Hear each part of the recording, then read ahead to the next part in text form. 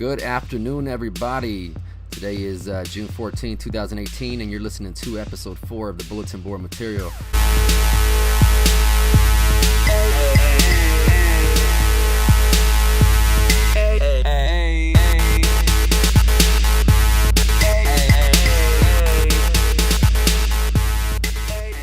You're listening to the Bulletin Board Material podcast. I am your host, Ray El Barbon. First things first, I want to go ahead and wish my little one, Ziomara, I want to wish her a happy birthday. She turned 7 today. Now that we got that out of the way, I want to go ahead and give a big shout out to the winner of our first giveaway last week. Where we raffled off a Beardscape beard brush. So big shout out to Hoser Malone for winning the brush. You'll enjoy it. Brush, and big shout out to Beardscape for supplying the brush. But yeah, if you guys have been listening to me for a while, I appreciate it. If this is your first time listening to me, I appreciate it as well. I appreciate the energy, the time that you're allowing me to have of yours, because I know how valuable that can be, especially having a family and whatnot. So I do appreciate it if you're listening to me right now. Hopefully I'm providing enough entertainment at least for you to continue to listen. But getting into it right now, one of the big things going on right now at this point is the whole LeBron free agency. So LeBron free agency.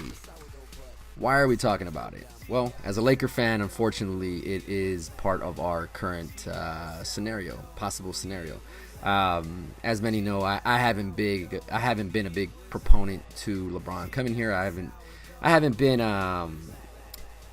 want LeBron here, pretty much. I don't really care for the circus that comes around him, but I saw a little image that ESPN put out today, saying the new big three, which could be possibly Kawhi Leonard, LeBron James, and Paul George, and it, honest to God, made me squeal. Like I was like, wow, oh my God, like I know, but I guess maybe the visual of it just kind of really just pumped me up, and I was kind of like, whoa. I mean, if we can make this happen, this is just, you have to be stupid to turn that down, and as much as I say, we can do without LeBron, we can, but at the same time, if there's no way you can ask our front office to turn that possibility down. I mean, you want them to do a good job. They're doing what they can do, I mean, they can't appease everybody. As much as I would like to keep the young core intact and see them grow and whatnot, I mean, at the same time, we're the Lakers and we're about chips.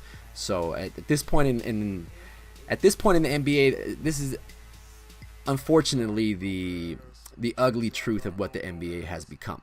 Now it's just super teams are the thing now. If you want to compete, you're going to need a super team. It's either that or you're going to need Golden State to say, hey, oh man, we feel real bad. We feel kind of bad about the big gap that we have between our competition, and we're just going to kind of slow down, or we're going to start getting rid of guys. I mean, that's wishful thinking. I mean, especially when you hear these rumors that they're like targeting Anthony Davis. I mean, holy crap. How is this even happening? I swear it was just a short time ago that the CP3 deal was getting vetoed, when it was us, but now all of a sudden it's just like full on. It's like a full on.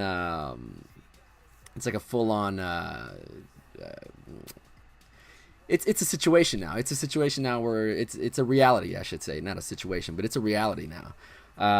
But yeah, man, it was a pretty cool little picture that I saw, and I mean, I know it sounds stupid and everything, but I don't know. It really got me swaying towards that side, rather than my original side, which was like, hey, we can sign PG and sign a couple shooters and whatnot, and I think we'll be pretty solid. Which I still hold true to that. I think if that's our reality, that's the truth that comes from this free agency, and that's what we move forward with. And I think I still like it. I definitely still like it, but it just made me aware of just how powerful of a situation that could be, where, I mean, it's you'd have to be an idiot to just say, no, I don't want you three to come here, especially if you're Magic and you're Rob, man, that is a grand salami. That is bottom of the ninth, bases loaded, you're down by 3, and your big hitter comes up there and just smashes one over the left field fence, and hits a grand slam to win the game.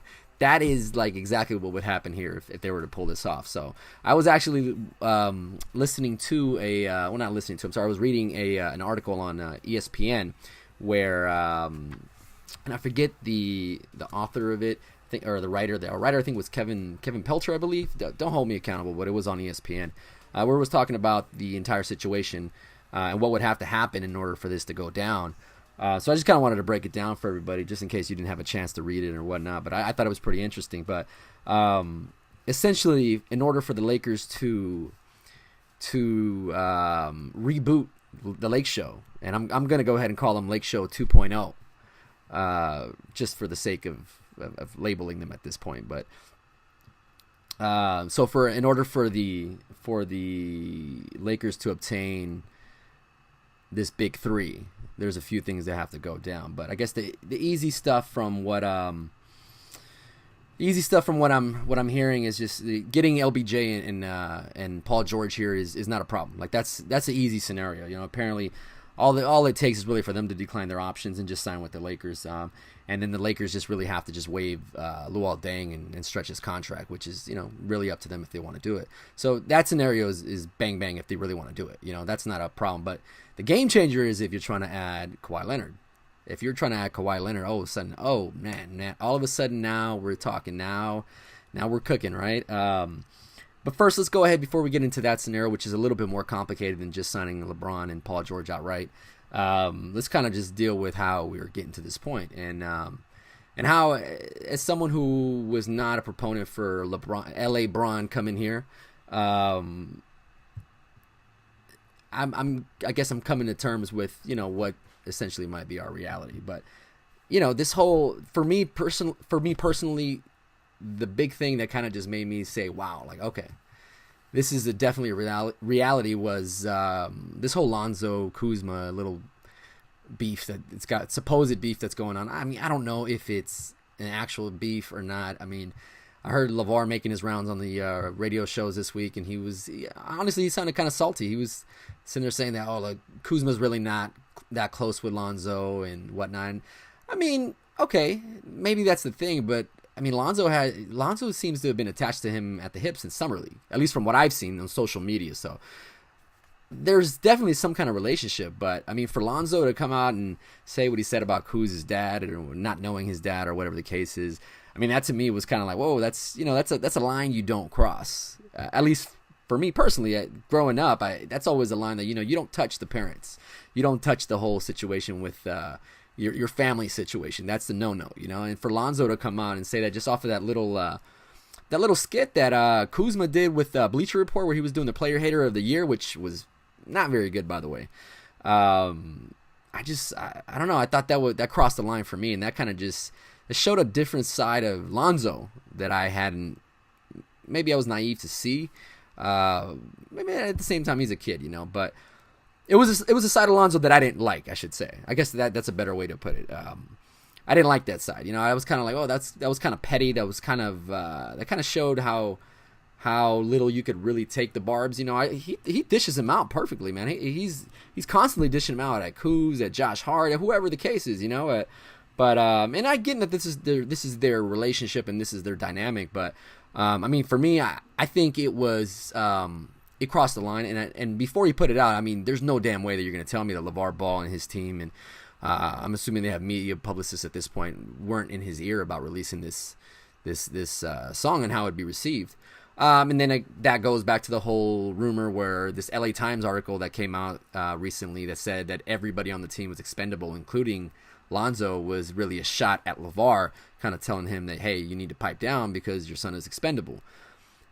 You know, you start learning about that stuff, you start hearing about that stuff in the background, and you kind of just watching this unfold. You can kind of see why, you know, people are saying what they're saying. But yeah, I mean, as soon as that LA Times article came out and this started becoming a thing, LeVar Ball all of a sudden came out the woodwork again and started making his rounds on every ESPN show, every Fox show. I mean, he was on Big Boy's Neighborhood.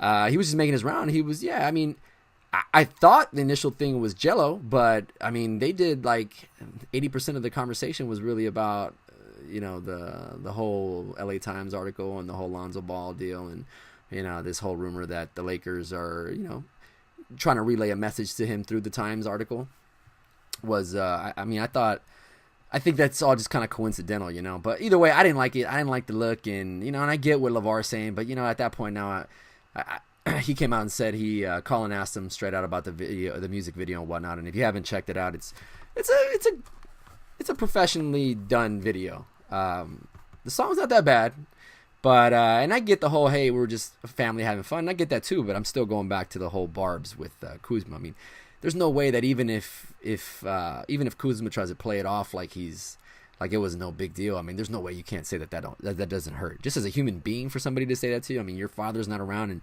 for somebody to publicly come out and kind of point that out, I don't understand how that wouldn't be how that doesn't at least put a chink in your armor.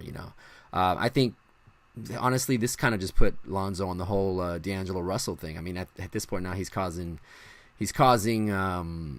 separation in the locker room. He's causing unnecessary tension. I don't know if tension, but he's causing an unnecessary divide right now. That doesn't need to be there, especially at this important juncture that the Lakers have been planning for quite some time. For Lonzo and Kuzma to come out and start doing this stuff, it does show their immaturity for sure, regardless if they're playing around or not.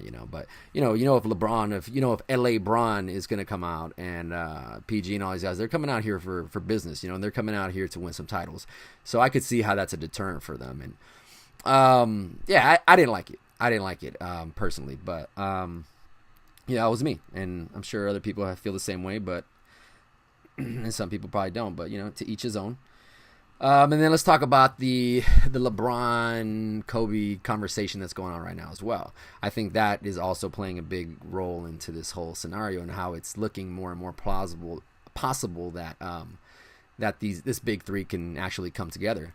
The whole Kobe LeBron conversation going on right now, where Kobe reinserted himself or is trying to reinsert himself into the conversation about being the GOAT. The GOAT conversation. So, that whole tweet where he said something about, enjoy my 5, enjoy his 3, enjoy his 6, all that stuff.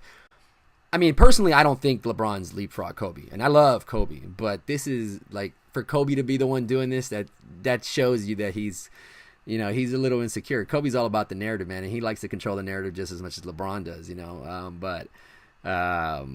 that whole dynamic right now is so funny. It's like people are sitting there saying Kobe this, Kobe that.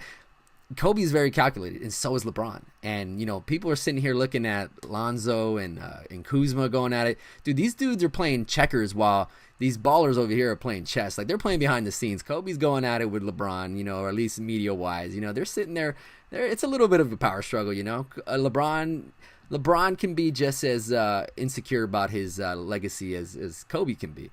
I love Kobe, but yeah, I mean, I'm not going to say he's something he's not. I mean, the guy is all about his legacy, and he's all about the narrative. And I mean, for God's sake, he's doing storytelling because that's how important the narrative is to the guy, and how natural it comes to him. And he's great at it. I mean, if you haven't had a chance to check out Detail on ESPN, it's amazing. I could see why guys love the way he breaks down film. He's just it's so detailed, hence the title, I guess. But I think this is going to play a role into LeBron. I think something that LeVar said on the Herd was that he said that at this point the narrative of LeBron just coming to LA and winning everywhere he's been, in Cleveland and Miami and LA, that gives him a whole different narrative that he prior to this wouldn't have had. He can have the narrative where he's a champ, and everywhere he goes he wins. That's something that Kobe can't say. Kobe might have been with the Lakers for 20 years, but he can't say, hey, I went to multiple cities and won. And if he wins 5 rings, I mean, if LeBron wins 5 rings, to me he automatically leaves. That eliminates any conversation, at least on my side, because I'm still in the space where I don't think he's leapfrogged him. I still got Jordan, I still got Kobe in there, and I still got LeBron. Personally, as guys that I've seen, I'm not going to speak on Wilt and all that. Hakeem was amazing, but I saw him at the tail end. But he's up there as well, but not in the GOAT conversation for sure. But I think the whole LeBron Kobe behind the scenes little power struggle is going to play a big role into this too. Because imagine LeBron comes to LA and wins 3 titles. At that point, he's got 6 championships. He's automatically going to leapfrog Kobe, right? And at the same time, he's LeBron James, so everybody wearing the purple and gold, including myself, will be sitting there loving the guy once he's bringing championship after championship after championship home, you know.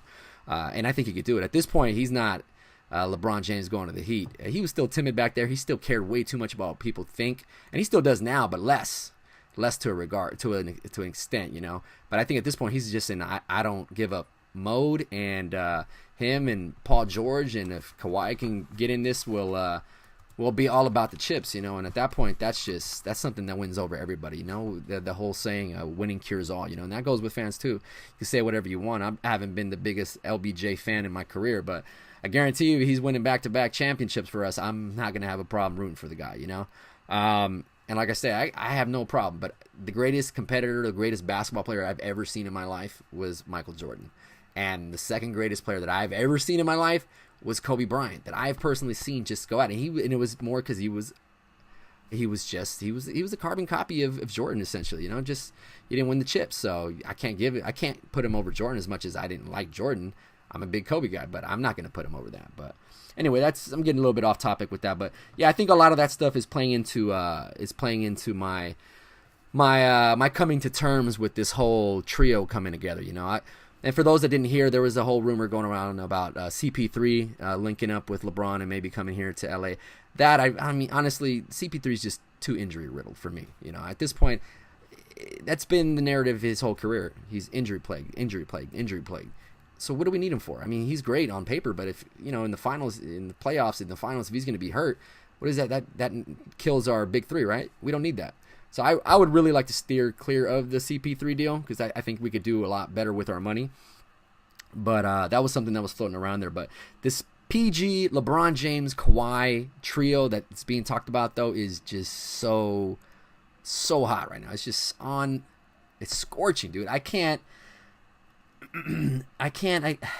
So let's go back to let me backtrack a little bit. Let's go back to this article that was on ESPN. So the big thing that they were talking about is the PG and the LeBron coming to LA is essentially a pretty easy thing for them to pull off. But if they want to pull off the trio and bring Kawhi, then they're going to have to pull off a trade with the Spurs. Obviously, if that happens, the Spurs are going to have to they're going to have to agree and sign off on the deal, right? So what's going to happen? What's going to have to happen for them to get what they want?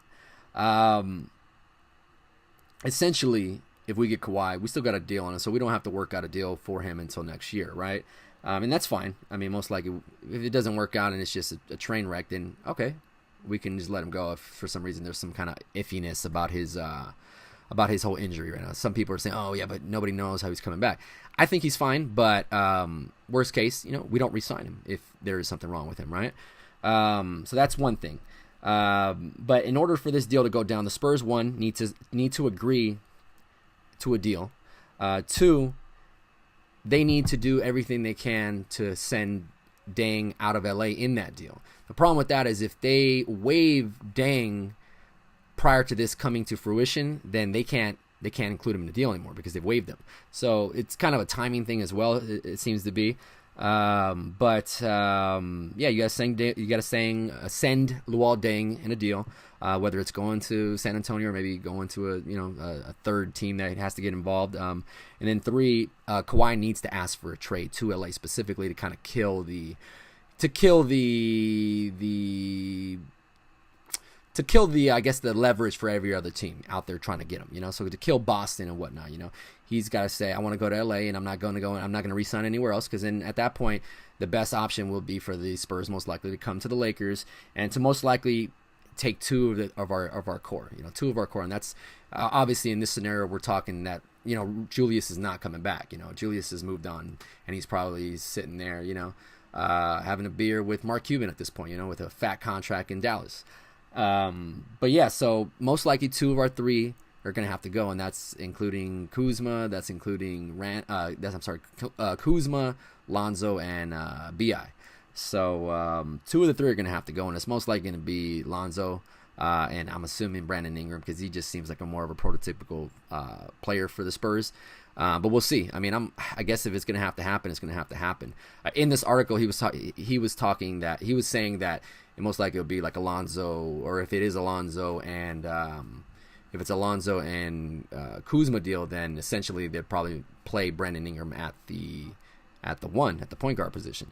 But if that were to happen, essentially, that's Ball, Kuzma, and Deng going out, and then bringing in Kawhi Leonard. So it's not a bad deal. I mean, imagine if you're the Spurs. That's not a bad deal. Now all of a sudden you're rebuilding, and you're rebuilding just completely sped up with two cornerstones. And you can add that to Murray that they got over there too. He looks like he's gonna be a baller. All of a sudden they got a lot of youth on that team, and just imagine maybe that re-energizes Pop. Maybe it doesn't. I don't know. I mean, that's not my concern, I guess. But so those are the things that are happening right now, right?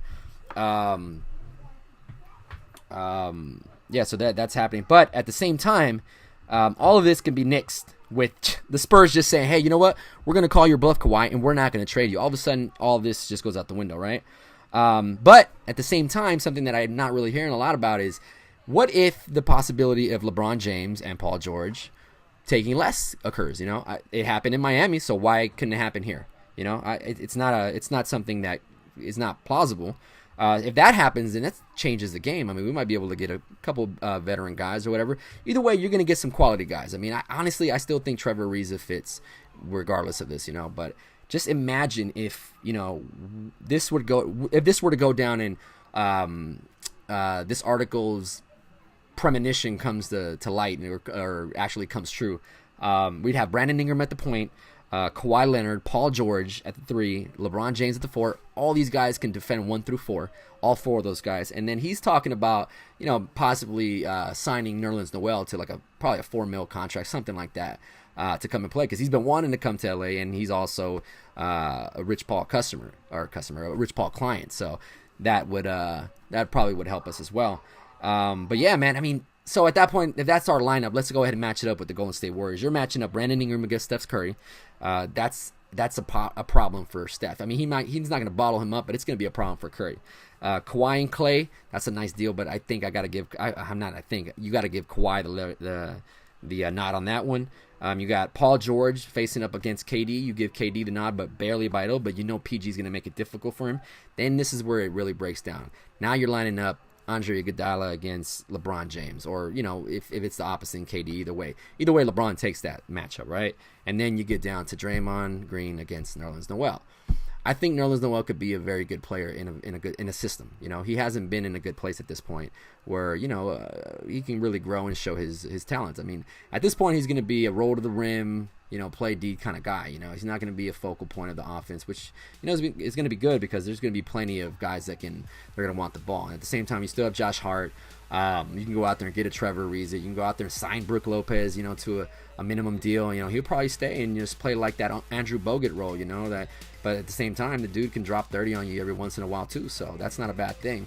I just think there's so many possibilities if this trio comes true, and it's finally got me excited. I've been kind of sitting here like, I haven't really put out much because I'm like, I don't really like to go off the I don't know, just talk to talk, but this really got me excited. I thought, you know what, I'm gonna jump on, I'm gonna do a little podcast about this. I'm gonna see what everybody's thinking. But man, I love that, and at that point, whatever, man, we're rolling, and now we're gonna be a problem. We're gonna be a problem for Boston. We're gonna be a problem for the Warriors, for sure, definitely, man. But I'm real excited, guys. But yeah, let me know what you guys think. I'll go ahead and jump on my Instagram. Let me know. I'm always posting things up. If I'm screwing up, let me know, man. I got no problem. I'll enjoy the banter. Maybe I'll jump on Instagram maybe this week and do like a live thing, and somebody wants to sit there and jump on and we can debate. We'll talk a little Lakers or whatever. We can do that too. I enjoy it. But yeah, man, I appreciate everybody listening. Once again, this is Ray El Barbon, and you're listening to the Bulletin Board Material Podcast. Thank you for listening. I appreciate every single one of you, your time, your energy that you're giving me at this point by just listening. Follow me on thebulletinboardmaterial.com, thebulletinboardmaterial.com, so you can keep track of everything that's going on right now.